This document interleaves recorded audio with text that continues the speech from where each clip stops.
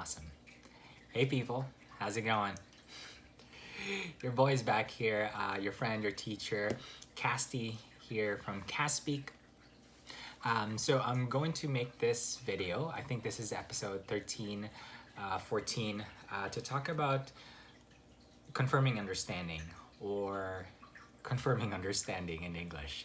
So what is confirming understanding, or how do you actually try to ask something that you didn't hear, or maybe you just misheard something from another person, or perhaps let's say when you're having conversations with your professor or perhaps your teacher, how do you just confirm or clarify or make sure that you heard the right thing? So I will talk about two ways, or rather two ways of actually asking it, and this is just my version of it. The first one is the short way or the quick way of asking it. This is something that would be very, very familiar for a lot of you, from a lot of you guys. The second one is a little bit longer, and those two are different just because you use it in different contexts. So let's talk about the first one. The first one is a quick sort of like quick questions to something that you just didn't hear. And the very common way of asking this is you say pardon.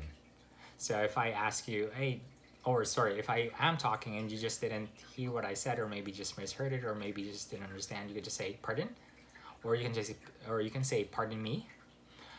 You can also say I beg your pardon, but that is, I mean, at least for me, that's a little bit more formal. I beg your pardon. It's like, asking with a monocle, in your eye. But a quick way of actually just saying it or asking it is just say pardon. You say pardon or pardon me. You can also say or ask sorry, right? So here, normally in Canada, sorry is very, very common, right? You just say sorry, and then that means that, just didn't hear it. You can also say sorry what? Right? And another one is you can also say come again when you are asking something you just didn't hear. And most of the time you ask this question, or you can use this in informal settings. So for instance, you're just having conversation with a friend, or perhaps your colleague, or I don't know, just random people outside that you don't know.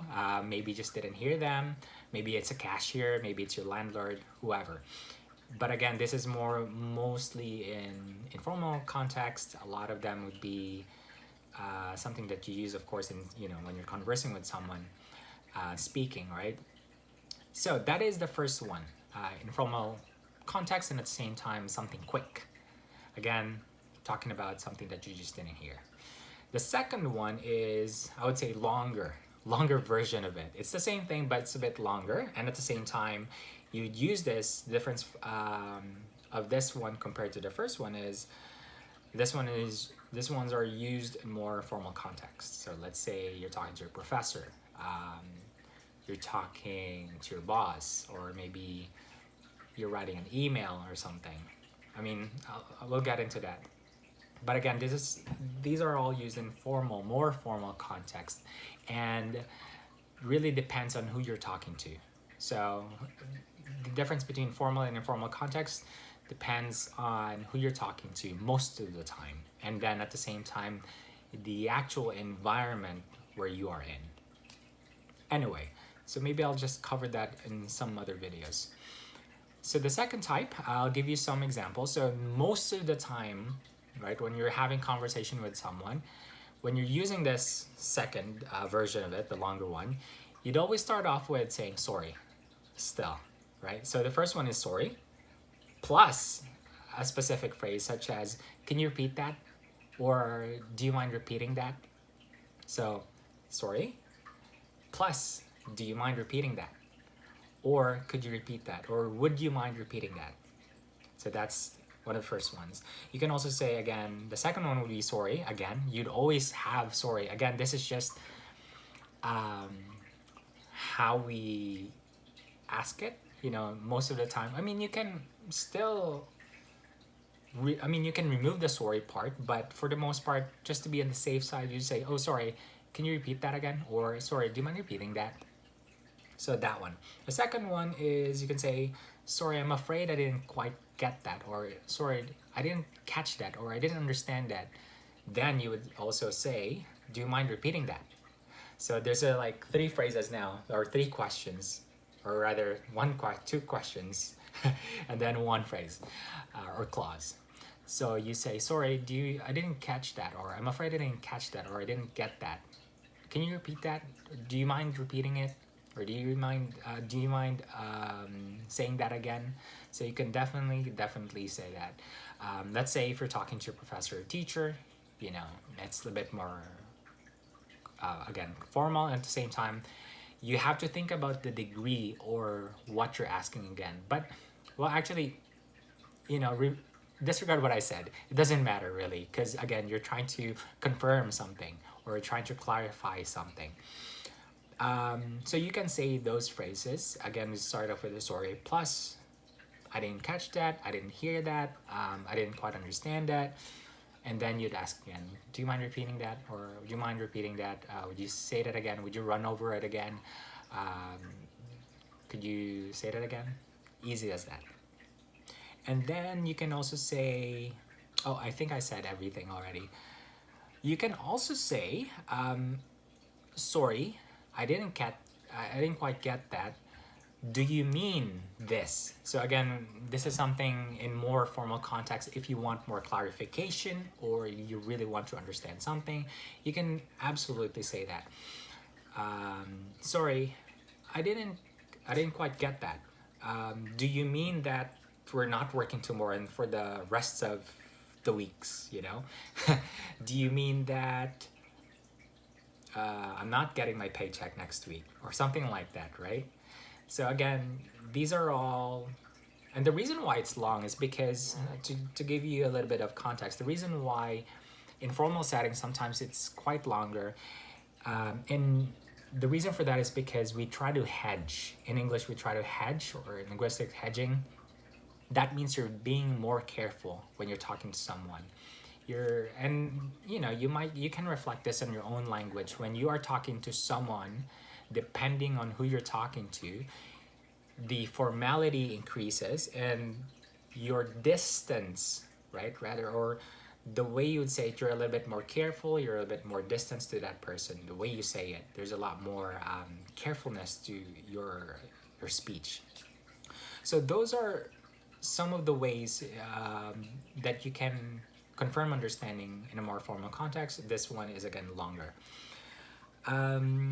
Or this is something that I always say to my students, because sometimes they would ask me when they are out in a cafe or let's say a restaurant or bar. Sometimes the bartender, the waitress, or whoever's serving it would talk fast, really fast.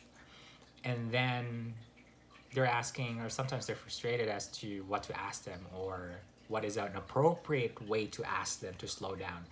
And I would just simply say that, tell it to my students, just tell them, sorry, my English is my English is not too good.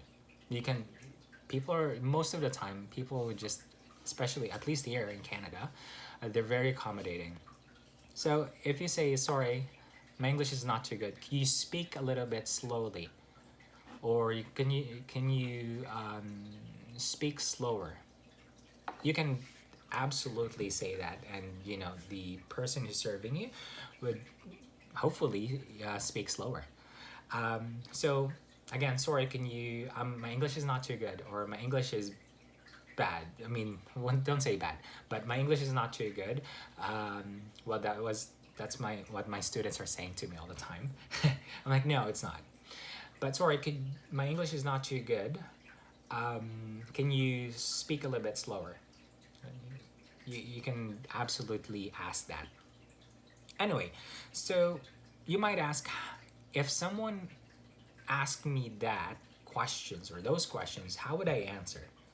So for the first one, right, now the informal one, the quick ones like pardon me, sorry, you just answer what you just say. Or sorry, you could just answer what you said previously, right? So that one would be the answer for the first one. The second one, right, the longer ones in more formal context, when someone asks you, could you repeat that? Of course, you just say, yeah, sure. You'd say, yeah, absolutely. Or yeah, no biggie. Or no problem, sure. You can also say, oh, I don't mind. If someone asks, do you mind or would you mind? The appropriate answer would be, no, I don't mind. Or no, it's okay. Don't say I do mind. Although, of course, you can say that. Anyway, so those ones would be your answers for those questions. So to wrap up, confirming understanding, right? We have a quick way of just asking a question to something that you just didn't hear, you just didn't understand real quick. You say again, sorry, pardon me, pardon, or come again, or sorry what. And then the second one would be a longer one, and this is something that you would use in more formal context. You can even, again, going back to the email that I just said earlier, you can ask that absolutely in email. You can say, sorry, I didn't quite understand what you just said. Do you mean that we're actually not going to work tomorrow? So asking that, do you mean that, just to confirm that understanding, confirming, yeah, such understanding.